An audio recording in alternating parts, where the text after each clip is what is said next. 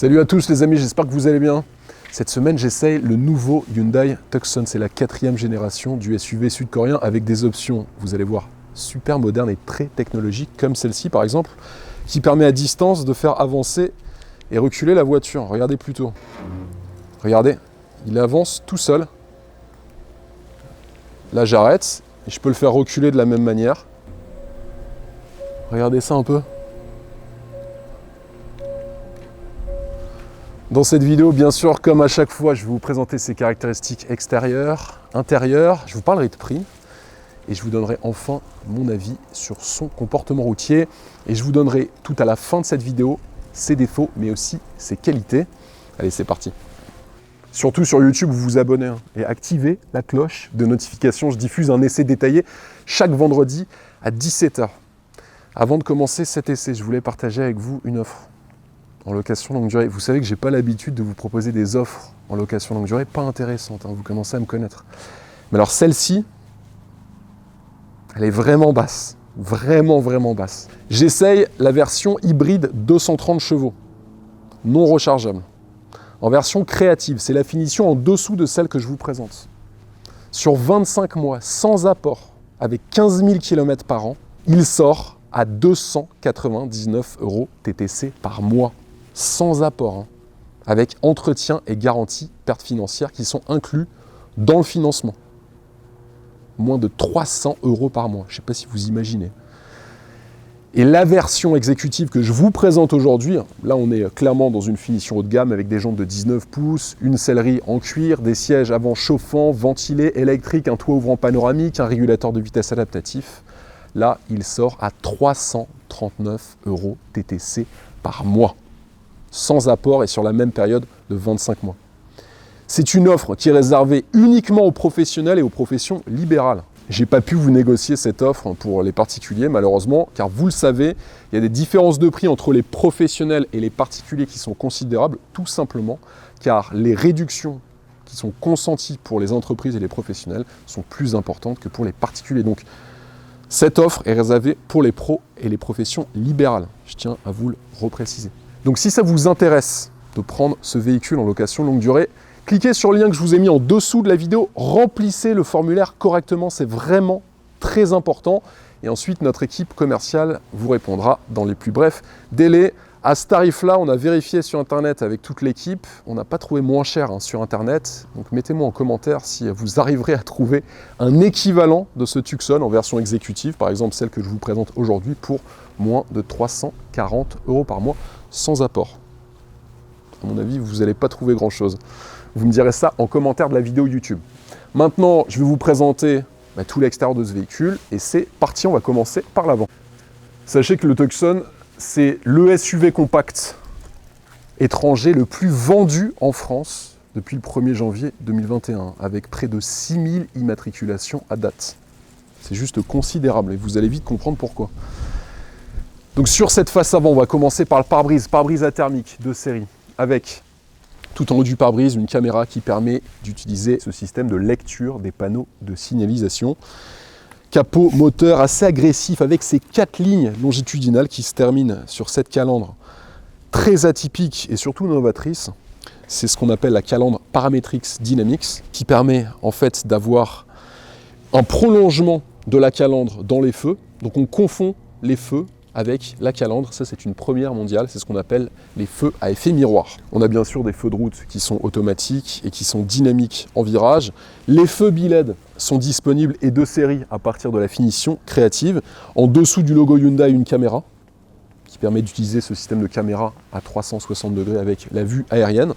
L'avant est super réussi sur cette voiture. Perso, moi c'est ma partie préférée quand je regarde le véhicule sous toutes ses coutures. Et puis tout en bas, juste là, le capteur du régulateur de vitesse adaptatif et en dessous, un ski de protection en alu brossé. Sur la partie latérale, les jantes font une taille de 19 pouces sur la version exécutive. Sachez que les jantes ont des tailles qui varient de 17 à 19 pouces selon les finitions que vous choisirez. Sur la version exécutive, les arches de roue sont en plastique noir. Ce n'est pas le cas sur les versions N-Line exécutives qui sont visuellement beaucoup plus sportives avec déjà les arches de roue peintes en couleur carrosserie et puis les boucliers avant et arrière qui comprennent des spécificités stylistiques. Une chose qui m'a marqué sur la partie latérale de cette voiture, ce sont ses surfaces ciselées et ses angles très vifs. C'est ce qu'on appelle chez Hyundai le Sensuous Sportiness. C'est vrai qu'en termes d'originalité, la partie latérale du véhicule fait assez fort, je trouve. Du moins, c'est moins consensuel que beaucoup de ses concurrents qui se contentent de ceinture de caisse et de partie latérale. Je trouve assez peu original. On a en plus une ceinture de caisse qui est positionnée assez haute au-dessus des poignées de porte, ce qui visuellement surélève la voiture, et ça lui va bien. Rétroviseur extérieur rabattable électriquement avec le répétiteur de clignotant, la caméra qui permet d'utiliser le système de caméra à 360 degrés avec cette vue aérienne. Une partie en aluminium juste ici qui est prolongée sur la partie supérieure des encerclements de fenêtres. En revanche, on remarque que le pilier B et le pilier C sont en noir brillant, tout comme les barres de toit. Vous l'avez peut-être remarqué, on a le vitrage Privacy avec les vitres arrière et la lunette arrière qui sont surteintées. Une garde au sol de 17 cm, un empattement de 2,68 m et un réservoir avec une capacité de 52 litres. Partie latérale, très réussie. Perso, j'aime bien. Dites-moi en commentaire si vous aussi, vous aimez bien cette partie latérale. Je trouve que c'est la partie la plus originale, sachant que la partie la plus belle pour moi, c'est l'avant. Sur la partie arrière, premier élément à noter, c'est cette pièce en chrome qui est dans le prolongement des encerclements supérieurs des fenêtres. Ça, c'est bien vu.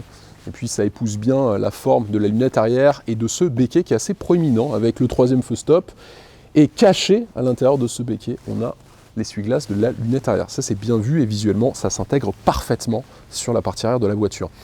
Logo en 3 dimensions, situé en bas de la lunette arrière. Ce qui est assez drôle, lorsqu'on touche cette partie, en fait, vous avez l'impression tout simplement de toucher la vitre qui est juste à côté, alors que là, on a le logo en 3 dimensions. Et ça aussi, ça fait son petit effet magique. Le bandeau lumineux qui prend toute la largeur de la partie arrière du véhicule, qui relie les feux arrière. Là, ça me fait penser sur l'arrière à une Mustang. Là, on est obligé de penser à la Ford Mustang. Je trouve que la signature lumineuse est réussie. Seul petit bémol sur l'arrière, je dirais que les flancs sont trop arrondis. Il aurait peut-être fallu des flancs sur la partie basse, mieux dessinés et qui s'intègrent un petit peu mieux et avec une meilleure corrélation avec la forme des feux arrière. Bon, je suis un petit peu tatillon, mais c'est quelque chose que je tenais à préciser. Sur la partie basse, on a juste ici en plastique cette pièce qui est diamantée et juste en dessous le ski de protection du véhicule dans la même matière que dans le bouclier avant et la sortie d'échappement. Dans le coffre, déjà un haillon électrique. Dans cette configuration, vous aurez 616 litres d'espace, c'est-à-dire que c'est plus grand qu'un Toyota RAV4 qui a une contenance dans le coffre dans cette configuration de 580 litres, qui est une des références en termes de taille. Là, le coffre est encore plus grand. C'est vous dire l'espace dont vous pourrez bénéficier. Un cache-bagages à enrouleur est disponible de série. Et si vous baissez la banquette arrière qui est rabattable, là vous aurez 1795 litres d'espace. Vous avez 2 commandes pour la baisser. Et ça se fait de cette manière, donc 1795 litres. Sous le plancher du coffre, des espaces de rangement dans lesquels vous aurez votre kit de premiers soins et aussi votre triangle de signalisation et le kit anti-crevaison. Sur la partie gauche, une prise 12 volts est disponible, juste ici. Et enfin, pour fermer le haillon, ça se passe avec cette commande. Au niveau de ses dimensions, il fait une longueur de 4,50 m, une largeur de 1,86 m hors rétroviseur pour une hauteur de 1,65 m, donc un gabarit assez contenu et un poids de 1639 kg à vide sur la balance, ce qui est très correct quand on sait que c'est une version hybride. Le moteur hybride, 230 chevaux sur la version que je vous présente aujourd'hui. On n'a pas de vérin, ça se fait avec cette tige de maintien. Moteur hybride avec sur la partie thermique un 4 cylindres de 1,6 litre de cylindrée qui développe 180 chevaux, qui est équipé d'un turbo, et on a un moteur électrique synchrone à aimant permanent qui développe lui 60 chevaux, puissance combinée 230 chevaux pour un couple de 350 Nm. Boîte de vitesse automatique à 6 rapports, transmission aux roues avant. Sachez qu'il y a d'autres moteurs à proposer sur le Tucson.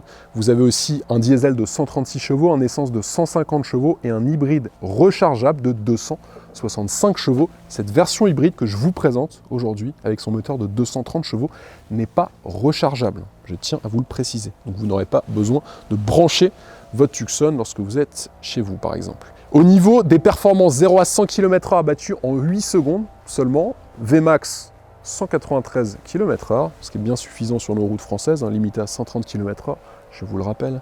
Et au niveau de la consommation, elle est annoncée en mixte à 5,7 litres par le constructeur coréen. Nous, on a constaté une consommation de 6,3 litres sur nos 600 km d'essai. Ce qui est assez contenu quand on voit les performances d'une part, mais aussi le gabarit du véhicule. La gamme Tucson, elle est proposée à partir de 29 900 €. Et le modèle que je vous présente aujourd'hui, si vous optez pour un achat comptant, lui s'affiche à partir de 44 200 €. Donc c'est le Tucson hybride 230 chevaux qui est non rechargeable en finition exécutive. Et quand on voit le niveau d'équipement pour ce tarif, moi je ne sais pas comment Hyundai fait pour proposer cette voiture à ce tarif-là. L'avantage de cette voiture, c'est que comme elle est très demandée, les valeurs résiduelles sont élevées. Donc du coup, c'est pour cette raison qu'on peut proposer des locations longue durée avec des tarifs très intéressants et si bas. Encore une fois, je vous invite vraiment à regarder sur le marché, à essayer de trouver des SUV avec le même niveau d'équipement, des motorisations aussi efficientes que ce moteur hybride de 230 chevaux et qui présentent surtout des tarifs aussi bas pour les professionnels qui ont plus de 2 ans d'activité, je vous le rappelle. On a cherché pendant une bonne journée avec toute la team Le Vendeur Automobile, on n'a pas trouvé. C'est dire l'intérêt de cette offre qui est limitée en nombre, il n'y a que 75 véhicules qui pourront être disponibles à ces tarifs-là. Malheureusement, je n'ai pas pu vous en avoir plus. Donc si ça vous intéresse, cliquez sur le lien en dessous de la vidéo, vous ne serez pas déçus. À 300 € par mois, 299 € exactement en finition créative et 339 € dans cette finition exécutive, difficile de faire mieux. Passons maintenant à l'intérieur avec les places arrière. Il y a pas mal de choses à vous montrer. Vous allez voir déjà, premier élément que j'ai bien aimé, lorsqu'on s'assoit à la place où je suis, regardez, on peut régler le siège juste devant nous, au niveau du dossier et de l'assise. C'est quand même super ça, pour gagner en espace aux jambes. Beaucoup d'espace à l'arrière, déjà au niveau de la garde-toit, regardez un petit peu, moi je fais 1,88 m, vous le savez, ma tête ne touche pas. On peut régler l'inclinaison du dossier sur le siège arrière, il n'y a pas moins de 10 positions. Voilà, moi j'aime bien la position la plus basse, ça permettra à des personnes de grande taille de s'asseoir confortablement sur les places arrière. Autre point à noter, l'assise est bonne. Je l'ai trouvé un petit peu dur sur la place centrale, mais ça c'est le cas sur beaucoup de voitures dans cette catégorie. En revanche, à droite et à gauche, on est très bien assis.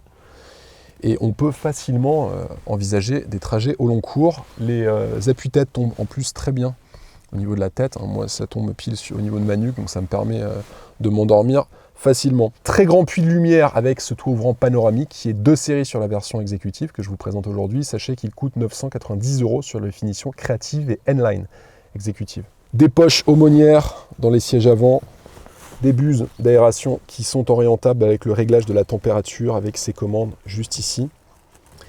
Tout en bas, 2 prises USB sont disponibles, pratique pour recharger vos smartphones et autres tablettes. On remarquera aussi juste là, un accoudoir central avec 2 porte-gobelets. Pour la ceinture de sécurité de la personne au centre, elle sera dans le plafonnier en fait, juste au-dessus des appuis-têtes des sièges arrière. Moi, ce qui m'a vraiment impressionné, c'est la longueur du toit. Lorsqu'on est à l'arrière, regardez un petit peu, le toit, il vient jusqu'au niveau des appuis-têtes. C'est assez rare, souvent ça s'arrête au niveau de l'assise des sièges arrière. Là, ça va jusqu'au niveau des appuis-têtes, c'est juste hallucinant. Et puis, on a un puits de lumière considérable par le toit, comme je vous l'indiquais, et aussi par les vitres de custode qui sont juste ici. Ça aussi, c'est bien vu. Le tunnel central, il prend très peu de place. Donc le plancher n'est pas plat comme sur un Tesla Model Y, mais là, vous pourrez facilement mettre vos jambes, même si vous êtes grand. Les contreportes Alors, les contreportes, moi je les ai trouvées réussies pour ce niveau de gamme. On a l'impression d'être dans un SUV de luxe à 150 000 €. Déjà, on a des pare-soleil que vous pourrez installer de cette manière. Bien sûr, les commandes de lave-vitre et l'activation du chauffage des sièges. Vous vous rendez compte, sur ce niveau de gamme, avoir ce type d'option. Les assemblages, les finitions sont plus que corrects. Il y a un bond en avant par rapport à la précédente génération qui est nette, avec la présence de simili-cuir. On a cette finition noir laqué juste ici au niveau des commandes d'activation des fenêtres et des sièges chauffants. Les places arrière sont très accueillantes. Honnêtement, je ne m'attendais pas du tout à avoir ce niveau d'équipement dans une voiture à moins de 50 000 €, qui plus est hybride. Sur les contreportes, à l'avant, on a cet insert décoratif qui est dans le prolongement du tableau de bord. Ça aussi, ça participe à l'ergonomie visuelle à l'avant du véhicule. Toutes les commandes traditionnelles de lave-vitre sont présentes ici avec toujours ces finitions en noir brillant, assez jolies. Les seuils de porte sont badgés Tucson. Sur la finition N-Line exécutive, vous aurez un pédalier en aluminium. Les sièges sont réglables électriquement. Vous avez les supports lombaires à réglage électrique. La mémorisation aussi de vos réglages côté conducteur. Les sièges ils sont chauffants, ventilés à partir de la finition exécutive. Le maintien est très bon. On n'est pas dans une voiture de sport, mais ce n'est pas la vocation du véhicule. Donc au niveau des flancs, c'est vrai que ce n'est pas très marqué par rapport à une voiture qui a justement cette vocation sportive. Mais en revanche, sur le Tucson, ça suffit amplement. En tout cas, l'assise et le dossier sont très confortables. Et une chose à noter, la coudoir centrale tombe très bien. Moi, je sais que pour ma taille, j'avais le bras qui était à la hauteur parfaite pour enchaîner de grosses distances. Donc ça, c'est assez bien vu. À gauche du volant, il y a un panel de commandes. Vous pourrez régler la hauteur des phares. Vous pourrez aussi ouvrir le haillon de votre coffre et également déconnecter l'ESP du véhicule si c'est nécessaire. Le volant, c'est pour moi le seul élément qui dénote un petit peu dans cet habitacle qui est très réussi. Il me fait penser aux anciennes Mercedes classe S. Il aurait peut-être fallu tout simplement un volant à 3 branches avec un design un peu plus sportif. Rien de choquant, hein, mais en tout cas, personnellement, j'aime pas trop ce volant. Alors dans cet habitacle, on rentre dans ce que Hyundai appelle l'Interspace. C'est un habitacle spacieux et très sophistiqué. Alors, c'est vrai qu'en termes de sophistication, difficile de faire plus complet. On a un volant en cuir qui est tout de même moderne, hein, avec des inserts en gris métal, juste ici. Le volant est chauffant à partir de la finition exécutive. Il est réglable en hauteur et en profondeur manuellement avec une commande qui est située juste sur la gauche. Vous avez les palettes de changement de rapport, hein, à gauche et à droite. Sur la gauche du volant, vous pourrez activer la commande vocale, régler le volume de votre système audio. Vous pourrez changer vos playlists, répondre à vos appels téléphoniques. Vous avez aussi des touches personnalisables. Sur la partie droite, vous pourrez naviguer dans l'écran d'instrumentation et aussi avoir accès aux aides à la conduite. Tout tombe très bien sous la main. Au niveau des aides à la conduite de série, vous avez l'assistance au maintien dans la voie, le freinage d'urgence autonome, la reconnaissance des panneaux avec limitation de vitesse intelligente. Sur la finition créative, s'ajoute la surveillance des angles morts et l'assistance à la sortie arrière. Et pour 500 € ou sinon de série à partir d'exécutive, vous avez le pack Hyundai Smart Sense Plus qui comprend le freinage d'urgence autonome avec fonction intersection et vous avez l'ACC intelligent, donc le régulateur de vitesse intelligent. Pas d'affichage tête haute disponible, mais limite pas très grave puisque l'écran d'instrumentation tombe vraiment très bien sous votre champ visuel. Au niveau de l'instrumentation, on a un écran qui est entièrement numérique et personnalisable qui fait 10,25 pouces de taille avec 4 thèmes différents. Il ressemble un peu à celui de Mercedes, hein. D'ailleurs, lorsqu'on change les thèmes, il me fait penser à celui de la classe A par exemple, ou même de la dernière classe S. Toute proportion gardée bien sûr. Et sur la finition exécutive, sachez que grâce aux caméras périmétriques, lorsque vous mettrez votre clignotant à gauche ou à droite, il y aura un retour vidéo pour vérifier votre angle mort sur votre écran d'instrumentation. Ça, en termes de sécurité, ça fait vraiment la différence. Je vous fais une petite démonstration j'active mon clignotant et là la caméra s'active à droite ou à gauche en fonction du côté que vous aurez choisi. Très belle planche de bord avec des lignes qui prennent toute la largeur du véhicule, les warnings tout en haut, les bus d'aération en dessous et l'écran du système d'info divertissement d'une taille de 10,25 pouces, la même taille que l'écran d'instrumentation. Il est tactile. Vous avez le système de navigation et la mise à jour de la cartographie automatique. Il est très réactif. Pour le coup, là, ils ont fait un effort par rapport d'ailleurs à certains de ses concurrents qui ont des écrans qui sont d'une lenteur folle. Là, c'est pas du tout le cas. Moi, la seule petite critique que je peux apporter sur cette info divertissement, c'est le design des icônes notamment. C'est vrai que bon, il y a un petit effort à faire. C'est pas au goût du jour, je trouve. Pas très choquant pour autant, mais on aurait aimé peut-être avoir un design à la hauteur de la planche de bord et du reste du véhicule. Peut-être à mon avis pour les prochaines mises à jour du GPS, ce sera fait par Hyundai. Juste en dessous, vous avez les boutons d'accès rapide aux différents modes du système d'infodivertissement. Vous pourrez régler votre volume, la climatisation et le chauffage du véhicule. En dessous, un espace de rangement assez conséquent avec 2 prises USB, une prise 12 volts qui sont disponibles. Et vous pourrez facilement poser 1 ou 2 portables dans cet espace. Chargeur par induction aussi qui est disponible. Et beaucoup de commandes avec l'activation du chauffage des sièges, de la ventilation des sièges, puisque les sièges avant sont chauffants et ventilés, et les sièges arrière sont chauffants seulement. Activation du chauffage du volant, l'aide à la descente. Vous avez aussi l'activation de la caméra à 360 degrés. Regardez, donc là j'ai la vue aérienne et aussi la vue derrière le véhicule. La commande pour changer les modes de conduite. Je vais y revenir dans la partie de l'essai routier. Les commandes de sélection des vitesses, donc drive, neutre, marche arrière et aussi la position parking, 2 portes gobelets. Frein de parking électrique, l'auto-hold qui vous permet de ne pas avoir à appuyer sur votre frein lorsque vous êtes à un feu rouge par exemple. Et puis on a un accoudoir central assez logeable et surtout très bien positionné au niveau de la hauteur. A noter que vous avez un rangement à droite et à gauche de la console centrale qui permettent de ranger facilement un portefeuille ou encore des lunettes de soleil ou sinon vos clés.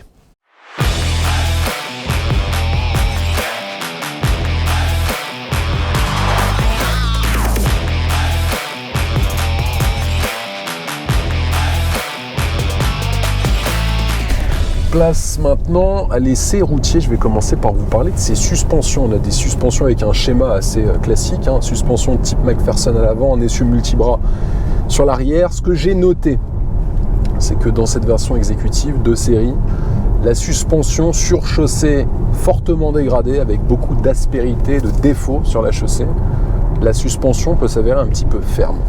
Après, lorsque vous allez être sur des routes où vous allez rouler sur un billard, vous n'aurez strictement aucun problème. Si vous souhaitez améliorer le confort de suspension, heureusement, sur le Tucson, Hyundai propose en option, à partir de la finition exécutive, les suspensions pilotées. C'est le système ECS pour Electronic Command System. Ça permet de gérer en continu la suspension en fonction des situations de conduite. Donc en gros, ça va réduire le roulis, le tangage et aussi les mouvements verticaux et ainsi vous apporter beaucoup plus de confort.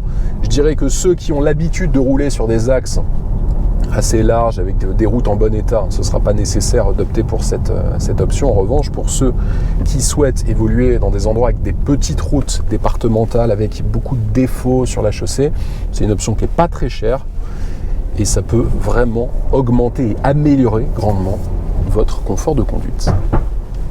Sachez que sur les versions CRDI et plug-in hybride, je vous rappelle, on n'est pas sur un plug-in hybride dans le modèle que je vous présente aujourd'hui, c'est une simple hybridation. Donc pour les CRDI et plug-in hybride, vous pouvez avoir le H-Track, c'est-à-dire la transmission aux 4 roues qui permettra de répartir la puissance entre l'essieu avant et l'essieu arrière. Et en plus, vous aurez des modes de conduite supplémentaires, le mode sable, neige et aussi boue. Donc en gros, sur les versions 4 roues motrices, vous avez 5 modes de conduite. Vous avez ceux que je viens de vous citer et aussi les 2 modes de conduite qui sont de série, c'est-à-dire le mode éco et le mode sport. Alors sur la version exécutive que je vous présente, hein, là c'est pas un 4 roues motrices, c'est une traction. Là vous avez le mode donc Eco et Sport. À noter qu'il y a une différence assez marquée entre les deux modes, hein. Je vous en parle souvent, mais il y a des voitures pour lesquelles les modes de conduite ne changent que très peu de choses. Là c'est assez marqué. On a véritablement une voiture plus réactive, plus véloce, plus performante lorsqu'on active le mode Sport. Important aussi à savoir, hein, c'est que l'hybridation sur cette voiture répartit très bien le travail entre le moteur thermique d'une part et le moteur électrique d'autre part. On ne sent que très peu les changements en fait de moteur et surtout on a un freinage régénératif très puissant qui permet d'accumuler beaucoup de puissance pour la batterie du moteur électrique et ainsi vous permettre de bénéficier de la puissance de l'électrique quasi à tout moment. Ça c'est une bonne chose. Moi sur mes plus de 500 km d'essai, ma batterie n'a jamais été à plein. C'est souvent le problème des moteurs hybrides rechargeables, c'est qu'après 30 ou 40 km, vous n'avez plus rien. Là, comme vous avez ce freinage régénératif qui est très performant, vous pourrez toujours bénéficier de cet apport supplémentaire du moteur électrique. Donc ça bénéficie pour les performances, mais aussi et surtout pour la consommation de carburant qui est très faible. Là, par exemple, sur mon écran d'instrumentation, il est indiqué 6,1 litres au 100 km, ce qui n'est pas beaucoup pour une voiture qui fait un peu plus d'1,6 tonne sur la balance. De série, vous avez le Hyundai SmartSense sur la finition exécutive et vous pouvez l'avoir en option sur les autres finitions.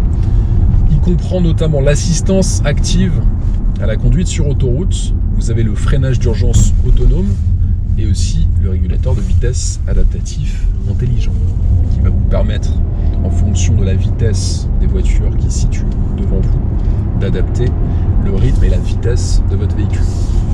Ça peut aussi vous sauver la mise et ça peut en plus activer un freinage d'urgence si une voiture devant vous freine et que vous ne l'avez pas anticipé. S'ajoute à cela une chose que j'ai beaucoup aimé pendant mon essai, c'est la présence des caméras lorsque vous activez vos clignotants. Si j'active mon clignotant gauche, ça va m'indiquer si par exemple une voiture, un vélo ou une moto est positionné dans mon angle mort, et si j'active sur la droite, je vous fais l'essai là de la même manière. Il y a un trottoir juste à côté, ça m'indique s'il y a quelqu'un qui arrive. Alors je m'en suis servi à une seule reprise en l'espace de 2 jours. Il y a un vélo sur une piste cyclable que je n'avais clairement pas vu. Lorsque j'ai activé mon clignotant, j'ai pu le voir grâce à la caméra, et il était dans mon angle mort avec un système traditionnel, c'est-à-dire un simple rétroviseur, et avec un check de la tête, j'aurais clairement pas pu anticiper la collision. Donc ça peut vous sauver la mise, et de même sur autoroute, si un véhicule est positionné dans votre angle mort, de la même manière, ça vous évitera une collision non voulue. Donc, toutes ces aides à la conduite, elles sont pas très intrusives en plus, même si on prend le maintien dans la voie qui est une des aides que j'aime le moins moi aujourd'hui, puisque souvent c'est trop intrusif, ça vous dérange lorsque vous souhaitez changer de voie sans nécessairement mettre le clignotant quand il n'y a personne sur l'autoroute, bien sûr. Là, les aides à la conduite ne sont pas très intrusives et elles sont efficaces. Donc en termes de sécurité, ils marquent des points. Très bonne insonorisation dans ce Tucson, grâce à la présence d'un rembourrage anti-bruit à haute densité. Sous les panneaux du plancher central et du plancher à l'arrière du véhicule. Et puis on a une réduction des sons à la base des montants avant, centraux et arrière. Ça permet une réduction de l'insonorisation globale de la voiture, et surtout de ne quasi pas entendre les bruits du moteur ou les bruits de roulement du véhicule. Alors bien évidemment, dès que vous allez commencer à augmenter le rythme et à faire monter en régime le moteur, comme dans n'importe quelle voiture avec un moteur thermique, vous allez avoir des bruits du moteur qui vont être présents. Mais on va dire qu'à rythme stabilisé, il fait clairement mieux que ses concurrents. Autre point noté, le freinage. La voiture est légère pour une voiture hybride, comme je vous l'indiquais. On est à un peu plus d'1,6 tonne. Quand on voit le poids d'un SUV compact hybride rechargeable qui va facilement dépasser les 1,9 tonne, voire dépasser les 2 tonnes, là on est sur un poids contenu quand on voit le gabarit du véhicule. Je vais vous faire un petit freinage. Là je suis à 80 km/h et je vais faire un freinage pied à fond. Allez, 1, 2 et 3.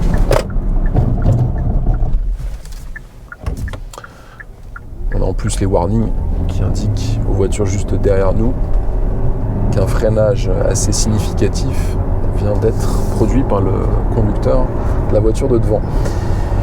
Donc le freinage aussi participe à cette sensation de sécurité entre les aides à la conduite dont je viens de vous parler, le confort des sièges qui est vraiment marquant, surtout pour les passagers à l'avant du véhicule. Et puis cette insonorisation, on se sent non seulement dans une voiture haut de gamme, une voiture de luxe, clairement, surtout dans cette finition exécutive, mais surtout une voiture très sécurisante. Et quand on sait que l'immense majorité des propriétaires et des conducteurs de ces voitures vont l'utiliser avec leur famille, c'est un choix, je trouve, très pertinent. Au niveau des performances, moi je l'ai trouvé bien largement suffisant. 230 chevaux, je vais vous faire un test en mode sport. Allez, j'accélère à fond. «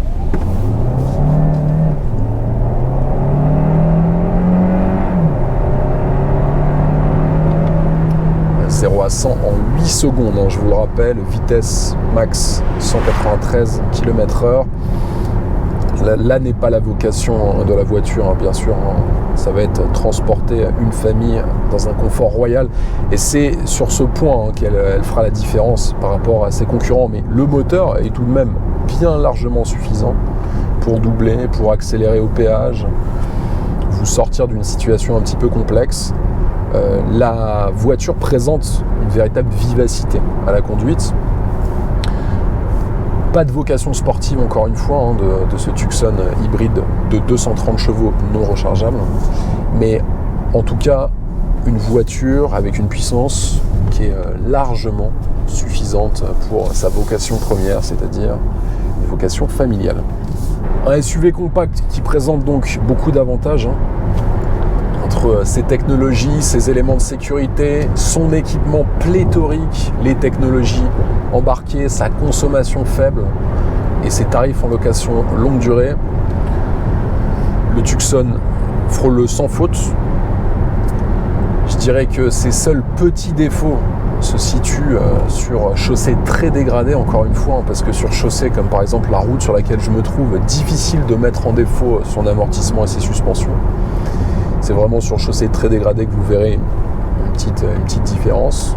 Et puis le système d'infodivertissement que j'aurais aimé un petit peu plus moderne, c'est vrai, parce que niveau ergonomie, on a vu mieux, surtout en 2021, même s'il présente énormément de fonctionnalités. L'Apple CarPlay, l'Android Auto sont aussi disponibles. Une voiture qui risque de plaire, surtout avec les tarifs en location longue durée dont je vous ai parlé en début de vidéo.